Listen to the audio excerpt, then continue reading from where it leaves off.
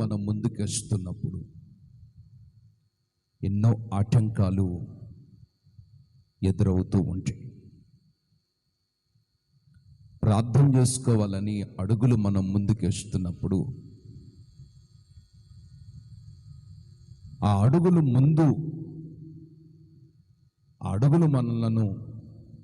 మనం ముందుకు అడుగు వేయబోతున్న సమయంలో ప్రార్థన చేసుకోవటానికి అపవాది ఆటంకాలు కలుగజేస్తూ ఉంటాడు.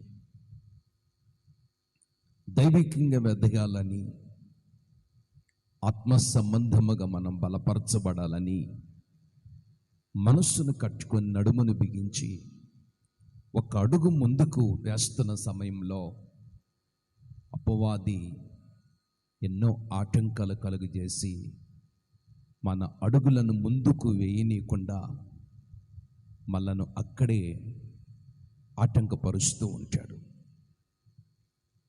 సన్నిధికి వచ్చే విషయంలో కూడా త్వరగా దేవుని సన్నిధికి రావాలని మనం పరిగెత్తుకుంటూ వస్తూ అడుగులు ముందుకు వేస్తున్న సమయంలో మన అడుగును ముందుకు వేయనీయకుండా సన్నిధిలో ఉన్నటువంటి మహిమను మనం అందరం అనుభవించనీయకుండా సన్నిధికి వస్తున్న సమయంలో సాతాను ఆటంకాలు కలిగజేసి వెనక్కి లాగుతూ ఉంటాడు.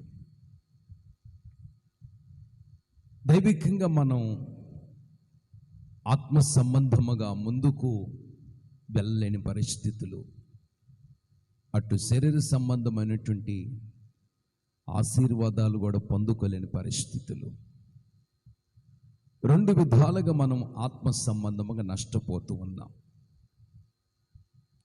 అటు భూ సంబంధమైన ఆశీర్వాదాన్ని కోల్పోతున్నాం, ఆత్మ సంబంధమైనటువంటి ఆశను కూడా మనం కోల్పోయేటట్లుగా సాతాను ఆటంకాలు అడ్డంకులు కలుగజేసి మనలను నష్టానికి, కష్టానికి, ఇబ్బందికి, ఉరికి సాతాను మనలను పీడిస్తూ ఉన్నాడు. ఇలాంటి పరిస్థితుల్లో మనం ఏం చేయాలి? రెండు విధాలుగా మనం నష్టపోతున్నాం. ఆత్మ సంబంధమైనటువంటి భక్తి మార్గంలో ఆత్మీయతను మనం కోల్పోయి భక్తిని పరిపూర్ణంగా చేయనీయకుండా అపవాది ఆటంకాలు కలుగజేసి మనకు నష్టాన్ని చేకూరుస్తుంది. శరీర సంబంధమైనటువంటి ఆశీర్వాదాలు పొందుకోనివ్వకుండా, వాటిని మనం అనుభవించనీయకుండా, వాటి చేత మనం తృప్తిపరచబడనీయకుండా అపవాది ఆటంకాలు అడ్డుగోడలుగా కట్టి ఆటంకాలు కలుగజేసి ఆ యొక్క దీవెనను కూడా మనం పొందుకోనివ్వకుండా నష్టాన్ని మనకి చేకూరుస్తుంది. శేషం మన జీవితంలో నష్టం. ఒక రైతు పొలం వేసుకున్నప్పుడు సంవత్సరం అంతా కష్టపడతాడు, ప్రయాసపడిన తర్వాత ఆ పొలం అంతా పండి ఎగుమతి చేసిన తర్వాత కూర్చొని తను ఎంత ఖర్చు పెట్టాడు, ఎంత వచ్చిందని టాలీ చేసుకుంటాడు. టాలీ చేసుకున్నప్పుడు నష్టం వచ్చిందనుకో చాలా బాధపడతాడు. నష్టం రాకుండా తాను పెట్టిన ఖర్చుకు మించి కొంచెం ఎక్కువ ఆశీర్వాదం వచ్చిందనుకో ఆనందిస్తాడు, గంతులు వేస్తాడు. నష్టం వస్తే చాలా బాధపడతాడు. మళ్ళీ ఈ నష్టాన్ని ఎలా పూడ్చుకోవాలి, ఈ నష్టము నుంచి నేను ఎలా బయటపడాలి, ఈ కష్టము నుంచి నేను ఎలా బయటపడాలని ఆ రైతు సత్తు ప్రయత్నాలు చేస్తూ ఉంటాడు. నెక్స్ట్ ఇయర్ అయినా ఒక అవకాశం వచ్చిద్దేమో, ఆ తర్వాత ఒక అవకాశం వచ్చిద్దేమో, ఆ తర్వాత ఒక తరుణం వచ్చిద్దేమో అని ఎదురు చూస్తూ ఉంటాడు ఆ రైతు. అలాగని ఈ రోజున ఆత్మ సంబంధముగా మనం బాగా గమనిస్తే అటు ఆత్మ సంబంధమైనటువంటి ఆత్మీయ జీవితంలో సాతాను మనకి నష్టాన్ని చేకూర్చి మన ఆత్మీయ జీవితాన్ని నష్టమనే శేషంలోనికి వాడు మిగిల్చాడు, కన్నీళ్ళని మిగిల్చాడు, ఏవండి బాధను మిగిల్చాడు, ఆత్మ మంటని రగిలింపనివ్వకుండా చల్లార్చాడు. ఇటు భూ సంబంధముగా శరీర సంబంధం కూడా ఎంతో నష్టాన్ని సాతాను మనకు ఈ 2 సంవత్సరాలు మరి చేకూర్చి శేషం మనకు ఆశీర్వాదం లేకుండా నష్టాల్లోనికి సాతాను మనం తీసుకుని వెళ్ళాడు. ఇలాంటి పరిస్థితుల్లో పరిశుద్ధాత్మ కనిపెట్టి కొడికలో మనం అందరం ఏమి చేయాలి? వినండి. ఒక చెయ్యి విరిగిపోతే ఇంకొక చెయ్యి బాగుంటే ఇరిగిపోయిన చెయ్యిని పెద్దగా వాడుకోం, బాగున్న చెయ్యిని కొంచెం అన్ని పనులకు వాడుకుంటాం. ఈ చెయ్యి చేయవలసిన పనులన్నిటినీ ఈ ఒక్క చేత్తోని చేసుకుంటూ కష్టపడుతూ ఉంటాం. ఆలోచించండి. 2 చేతులు ఇరిగిపోయినాయనుకో, 2 చేతులు విరిగిపోతే కనీసం 2 చేతులతో చేసుకోవాల్సిన పని చేసుకోలేక నిస్సాయ పరిస్థితిలో, నిట్టూరు పరిస్థితిలో ఒకళ్ళ సహాయం కావాలని కోరుకుంటూ ఉంటాం, బాధపడుతూ ఉంటాం, కన్నీళ్ళు దిగమింగుతూ ఉంటాం. ఏంటి నా కర్మ ఇలా తగలబడింది, నా పరిస్థితి ఇలా అయిద్దని నేను ఎప్పుడు కనుక్కోలేదు కదా. ఒక చెయ్యి ఇరిగిపోయినా పెద్దగా బాధపడేవాడిని కాదు, ఈ చేత్తో పనులన్నీ చేసుకునేవాడిని. ఇప్పుడు 2 చేతులు ఇరిగిపోయినాయి కదా, ఇప్పుడు నా పరిస్థితి ఏంటని ఆ 2 చేతులు విరిగిపోయినటువంటి వ్యక్తి ఏం చేస్తాడంటే బాధపడుతూ బాధపడుతూ నలిగిపోతూ జీవితాంతం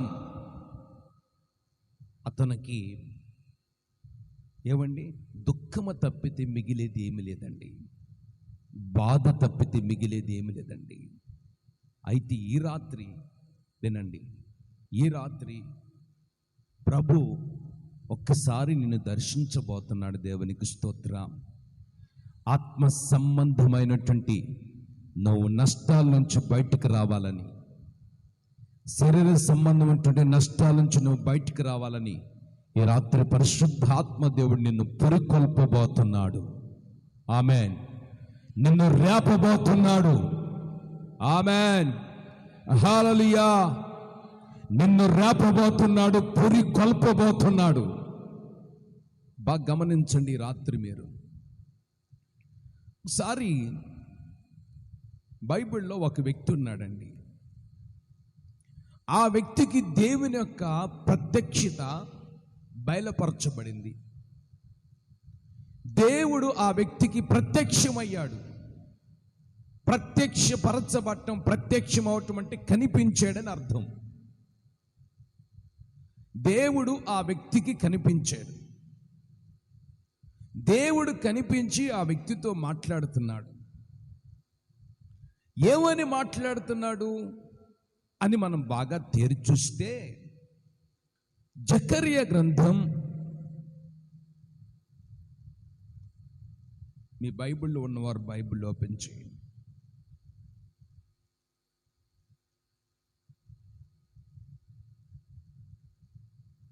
నాలుగవ అధ్యాయం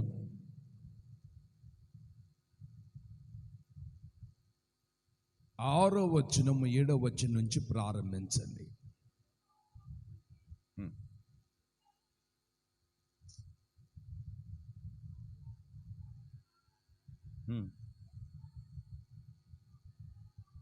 చాలు. అప్పుడు దేవుడు నాతో ఇలా మాట్లాడుచు ఉన్నాడు. దేవుడు నాకు ప్రత్యక్షమై నన్ను సమీపించి నాతో ఇలా మాట్లాడుతున్నాడు. ఎవరు చెప్తున్నారు ఈ మాటలు? జెరుబ్బాబేలు అనేటువంటి ఒక వ్యక్తి చెప్తున్నటువంటి మాటలు ఇవి. ఏమని చెప్తున్నాడు? దేవుడు నాకు ప్రత్యక్షమయ్యాడు, నాతో మాట్లాడిన మాట మీరు చాలా జాగ్రత్తగా వినండి అని చెప్తున్నాడు. శక్తి చేతనైనను బలము చేతనైను కాక నా ఆత్మ చేతని విధి జరుగునని సైన్యములకు యెహోవా సెలయిచ్చుచున్నాడు. దేవునికి స్తోత్రం. హల్లెలూయా, హల్లెలూయా. మానవ శక్తి,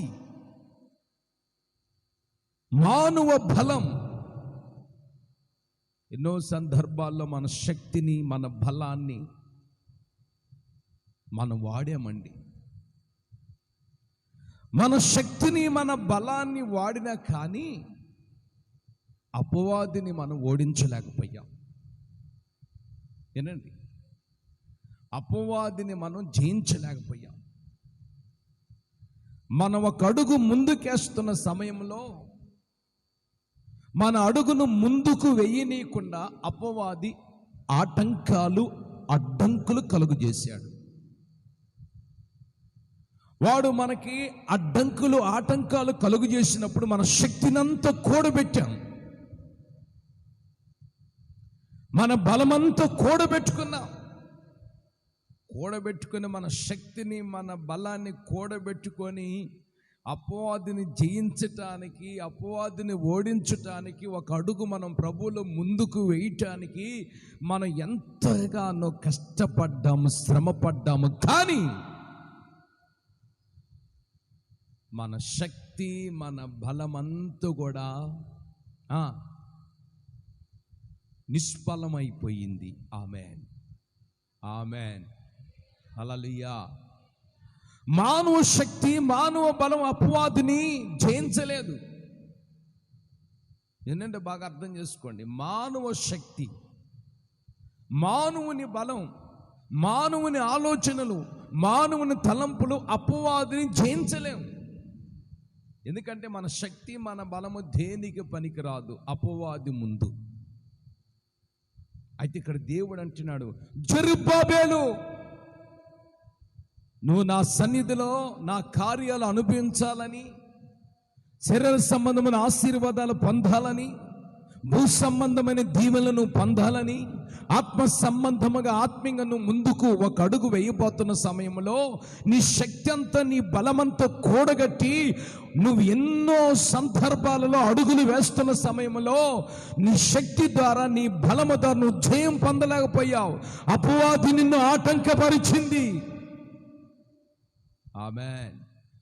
అపవాది నిన్ను ఆటంకపరిచింది బిడ్డ,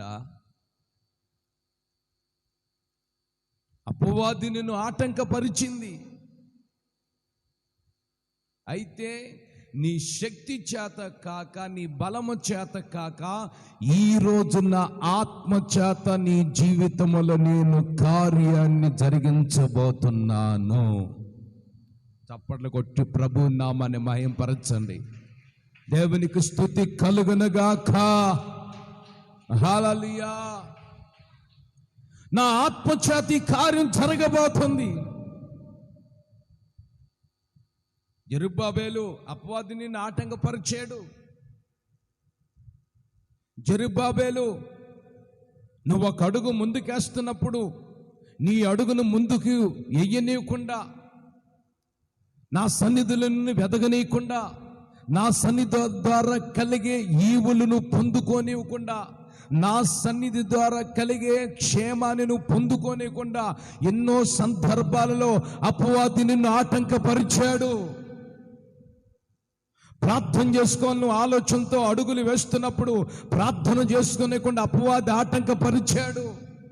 నీ తీర్మానాన్ని ఆటంకపరిచాడు. నీకు రావాల్సిన ఆశీర్వాదాన్ని వాడు రానికుండా ఆటంకపరుస్తున్నాడు. దుష్టుడు చేసే పని అండి ఇదంతా. ఒక్కొక్కరు పరిగెత్తుకుంటూ వస్తారు మందిరానికి.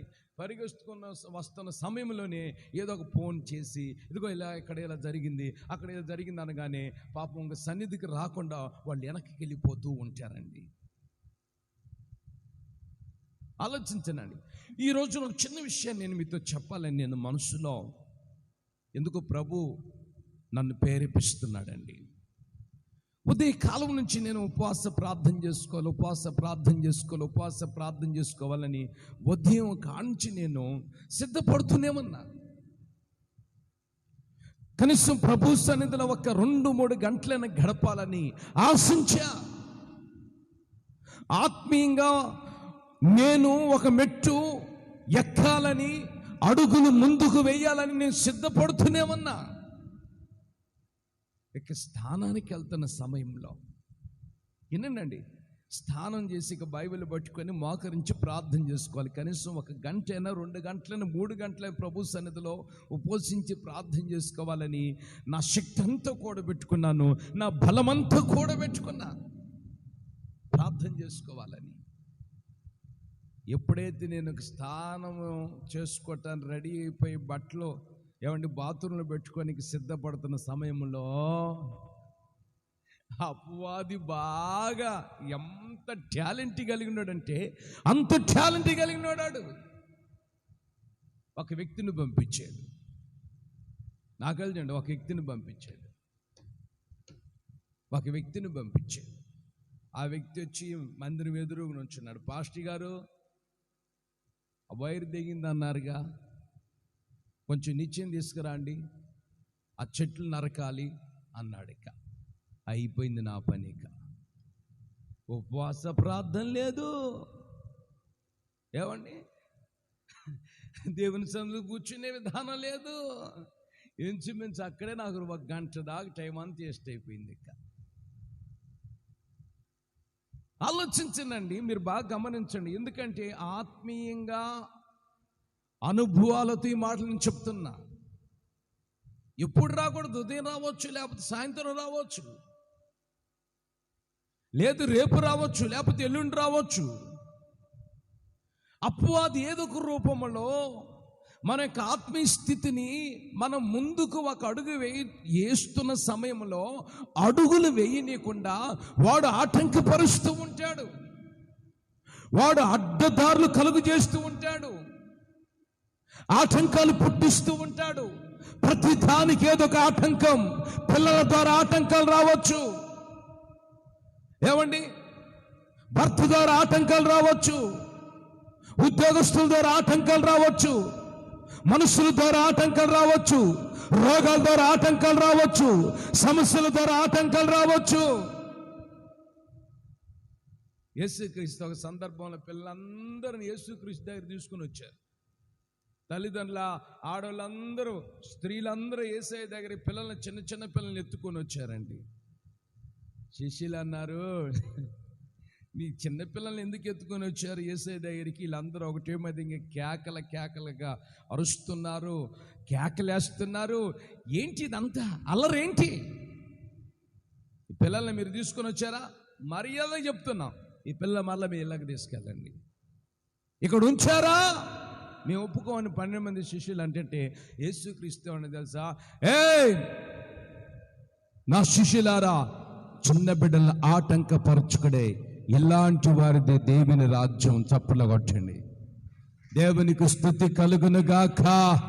హల్లెలూయా. ఇలాంటి వారిదే దేవుని రాజ్యం. వారిని మీరు ఆటంకపరచొద్దు. చిన్నపిల్లల మనస్సు దేవుని రాజ్యంతో పోల్చాడండి యేసయ్య. కనుక వాళ్ళని మీరు ఎందుకు ఆటంకపరుస్తారు? అమ్మ, మీరు ఎందుకు తీసుకొచ్చారు? అయ్యా, మీరు మా పిల్లల్ని యేసుక్రీస్తు మా పిల్లల్ని మీరు ముట్టారంటే మా పిల్లలు ఆశీర్వదించబడతారని మేము ఎంతో ప్రయాసంతో తీసుకుని వచ్చామని. కానీ యేసయ్య అంటేనే ఆ పిల్లల్ని ముట్టగానే ఆ పిల్లలందరూ కూడా ఆశీర్వాదకరంగా మార్చబడ్డారండి. చూడండి, ఆయన గద్దిస్తేనే ఆటంకాలు తొలగిపోతాయి. ఆమేన్. మరి 12 మంది శిష్యులు యేసుక్రీస్తు అంటే ఉన్నారు కదండి. మరి యేసుక్రీస్తు ఏమన్నాడు? వారిని మీరు ఆటంకపరచొద్దని. అంటే 12 మంది శిష్యులు కూడా సాతాను దూరి ఆటంకపరుస్తూ ఉన్నాడు. గమనించండి, 12 మంది శిష్యులు కూడా అప్పుడు దాకా బాగానే ఉన్నారు శిష్యులు. ఈ 12 మంది శిష్యులు కూడా సాతాను దూరి ఆటంకపరుస్తున్నాడు. ఇప్పుడు జెరుబ్బాబెలు సాతాను ఆటంకపరుస్తుంటే జెరుబ్బాబెలు ఎన్నోసార్లు బలాన్ని కూడబెట్టుకున్నాడు.